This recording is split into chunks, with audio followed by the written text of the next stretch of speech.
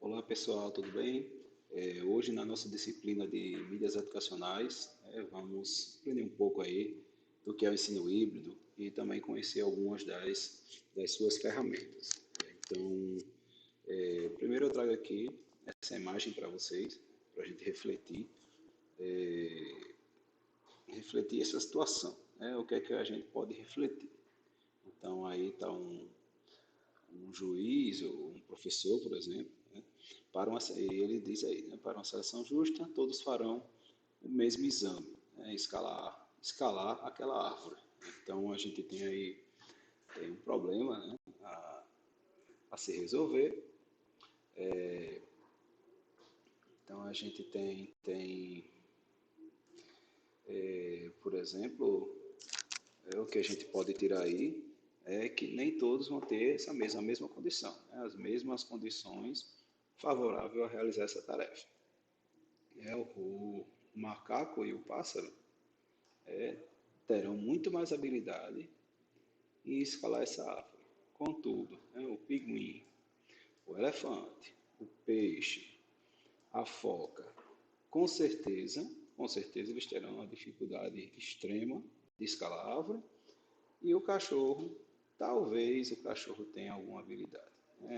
A gente sabe que alguns cachorros eles têm uma certa habilidade para escalar as coisas, mas não é algo certo. Então a gente vê aí, né, o que a gente pode, uma das conclusões que a gente pode tirar, eu deixo para vocês também pensarem, né, refletirem em outras percepções, mas isso acontece em sala de aula. Né? Nós, muitas vezes, principalmente na educação profissional, né, nós recebemos alunos que vêm da rede pública, alunos da rede privada, eles não vêm do mesmo nivelamento de ensino. E aí nós queremos aplicar exatamente as mesmas condições para todos os alunos, tratar a turma de uma forma homogênea, quando a gente tem, na verdade, ali uma situação heterogênea. Né? Não temos a mesma formação, a mesma carga conceitual que os alunos trazem das suas escolas. Então, a gente precisa refletir bastante sobre isso.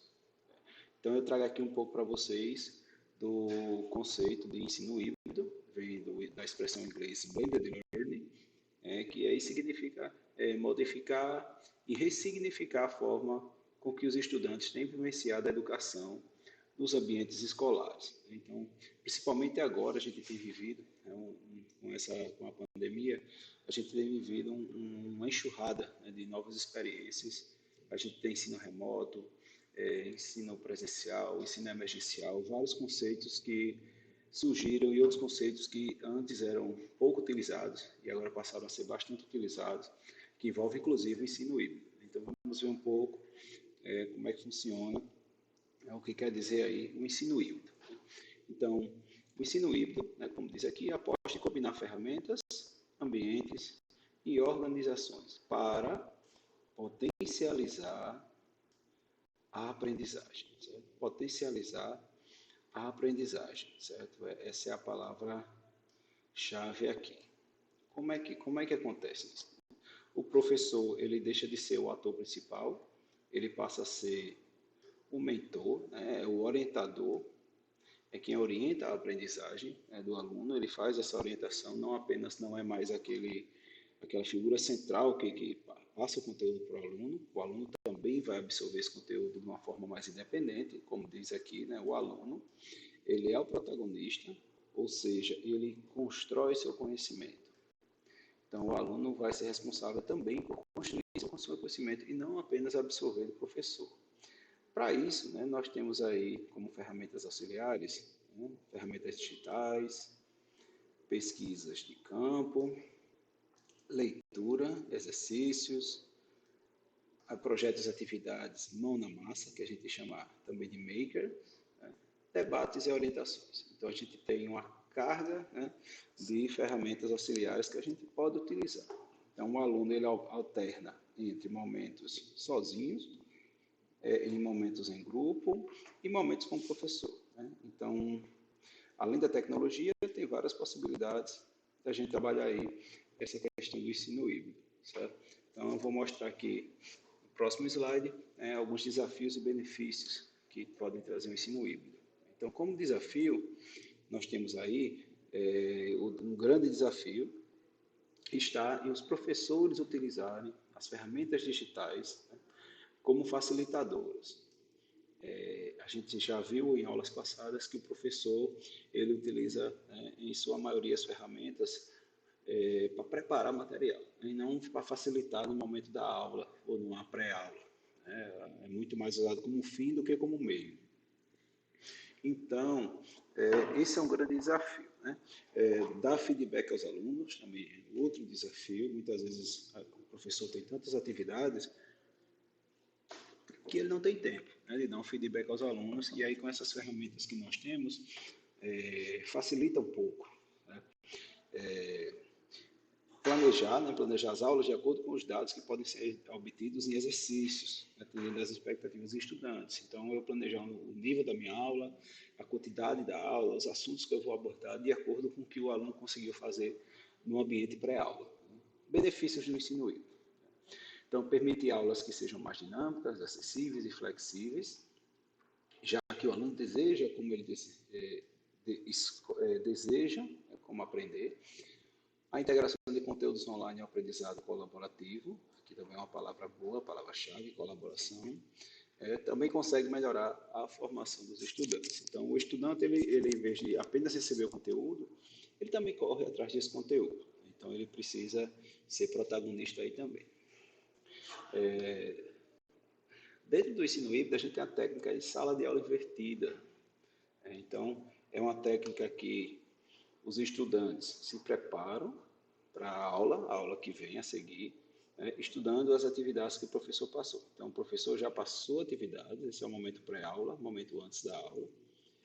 O professor passa diversos materiais, vídeos, fóruns, textos, exercícios, o aluno se prepara antes. Durante a aula, eles praticam os conceitos aprendidos na pré-aula, e após aula, né, ou depois, eles vão revisar esses conteúdos, né, e estender o seu aprendizado. Então, essa a teoria, né, da sala de aula invertida. Você tem um momento antes, durante e depois em que o aluno consegue fixar esse seu conhecimento. Né? Aí de que forma? Né? O conteúdo é introduzido antes da aula presencial aos alunos, e aí em forma de textos, vídeos, fóruns.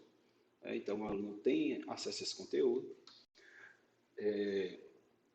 O aluno, as vantagens, né, que o aluno pode rever sempre esse material vai estar disponível, e ele pode também estender, né? Além de tudo, ele pode fazer pesquisas que aprofundem o tema que ele estudou, de acordo com o seu interesse. Então, além de ter o material, o aluno pode ir atrás de materiais complementares, né, se ele se interessa muito por aquele assunto. Isso aí é uma vantagem, que o aluno ele vai ter um aprofundamento de acordo com o tema que lhe interessa. Você pode se especializar, né, em algum tema, ou deixar outro tema mais raso um pouco. Já na sala de aula, né, os alunos tiram dúvidas e o professor propõe e orienta os projetos, atividades e debates acerca do tema da aula. Então, o professor ele passa aqui a ser um mediador, né, em que ele vai ter essas orientações aí. Então, o momento presencial, né, não vai trazer só aquele conteúdo em que o professor repassa para os alunos, mas vai haver toda uma discussão, porque os alunos, em teoria, já trouxeram aquela carga de conhecimento, né? Eles já estudaram aquele conteúdo. E alguns benefícios, né? A construção do conhecimento, né? Prevalece aí a construção do conhecimento, o exercício da criatividade, a autonomia do aluno, automotivação, colaboração e a organização. São alguns benefícios que trazem aí a sala de aula invertida e o ensino híbrido em si. Né? E na teoria, né, isso é lindo, é muito lindo, mas aí como é que a gente faz? Né? Como é que a gente pode usar algumas ferramentas tecnológicas, algumas mídias educacionais, como é que a gente pode usar isso para nos ajudar, né, a desenvolver a sala de aula invertida, o ensino híbrido?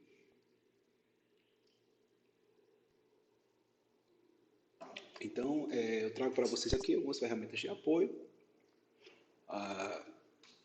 que a gente pode utilizar. Então, ferramentas de distribuição de conteúdo por vídeo. Então eu tenho aqui o StreamYard, que você pode fazer gravações de vídeos, entrevistas, e fazer lives, inclusive, e você pode publicar no YouTube. Você também pode usar alguns softwares, como o Active Presenter, para gravar o vídeo, editar e também disponibilizar no YouTube. Você pode usar o Microsoft Teams e o Classroom. Tem outras ferramentas também, tem um Zoom, né, para também disponibilizar material, para fazer aulas remotas, disponibilizar videoaulas. Você pode usar todas essas ferramentas aí. Você pode usar o Mentimeter para fazer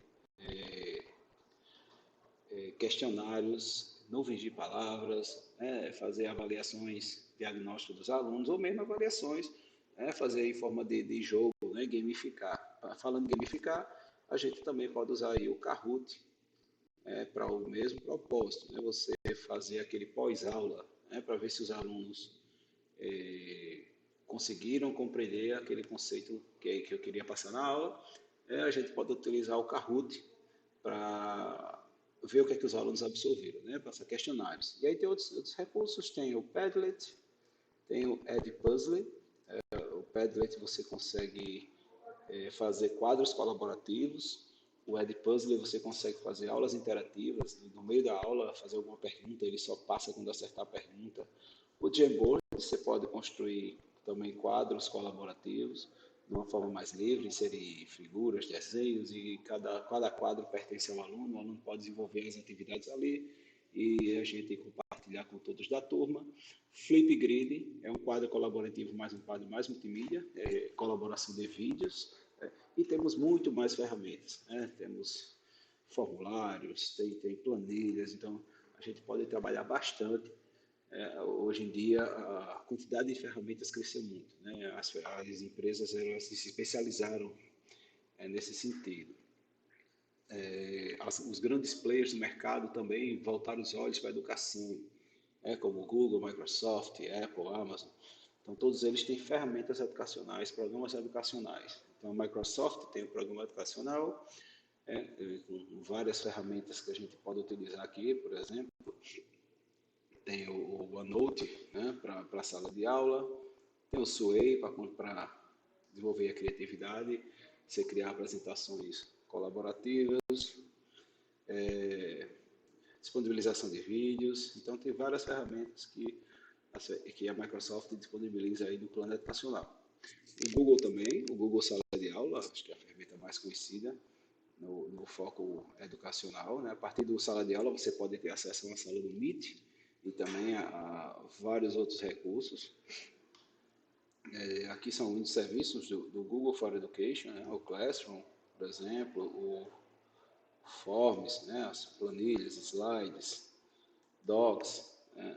Você tem como disponibilizar vários materiais, né? A partir das ferramentas do Google também.